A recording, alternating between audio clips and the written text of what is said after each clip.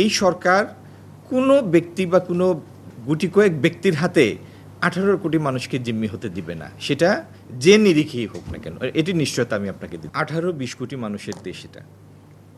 হ্যাঁ, কোনো কোনো পণ্য তার ভলিউমের কারণে সব ব্যবসায়ীর পক্ষে সেই ব্যবসায় সম্পৃক্ত হওয়া সম্ভব না, কারণ এক একটা আমদানির পিছনে প্রচুর টাকা লাগে। সেই টাকার জন্য যে ইকুইটির জন্য একটা বড় স্কেলের ব্যবসায়ী হতে হয়। আমরা আমদানিকারক যে বা যারা আছেন নিত্য প্রয়োজনীয় দ্রব্যের, তাদের সবার সাথে সার্বক্ষণিক যোগাযোগ রাখছি। আমি আপনাদেরকে এই নিশ্চয়তা দিতে পারি, এই সরকার মানুষের মনোনীত নির্বাচিত সরকার।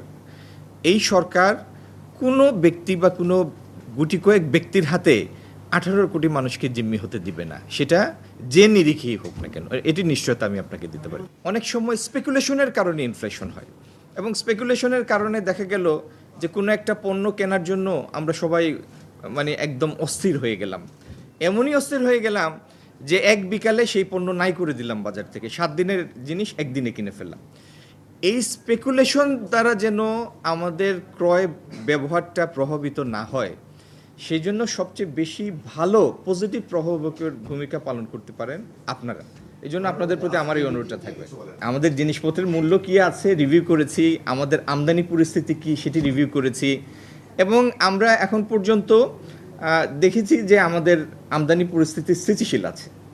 খুব গ্রস ইন্টারভিন করার মতো কোনো পরিস্থিতি এখনও সৃষ্টি হয়নি। আপনাদের মাধ্যমে দেশবাসীর কাছে এটাই আমার মেসেজ। আমাদের কাছে সয়াবিন সম্পর্কে যে তথ্যটা আছে, যে বোতলজাত সয়াবিন তেল, যেটি বোতলজাত হলো বোতলের গায়ে তো মূল্য তালিকা নির্দেশিত থাকে, তো বোতল বিক্রি করলে মূল্যের হেরফের ঘটানোর কোনো সুযোগ নাই। তো বোতলজাত সয়াবিনের সরবরাহ একটু কম আছে, আবার খোলা সয়াবিন পর্যাপ্ত আছে, যেটি হয়তো নির্ধারিত মূল্য থেকে অল্প কিছু বেশি মূল্যে বিক্রয় হচ্ছে। তো এই ব্যাপারটি আমরা নজরে রেখেছি, এবং এই বিষয়ে আমরা যথাযথ পদক্ষেপ নেব। আমার অনুরোধটা দয়া করে আপনারা বিবেচনা করবেন। এটা খুবই ইম্পর্ট্যান্ট যে আমরা যেন স্পেকুলেশন দ্বারা মূল্যস্ফীতি না ঘটাই।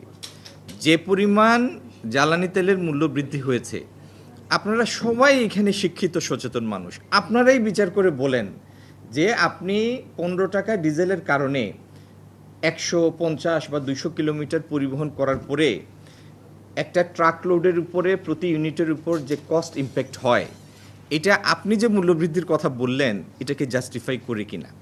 যদি না করে থাকে, তাহলে আমরা বাজার যেন নেতিবাচকভাবে ভুল পথে প্রভাবিত না হয়, এটা যার যার জায়গা থেকে আমাদের এই দায়িত্বটা পালন করতে হবে।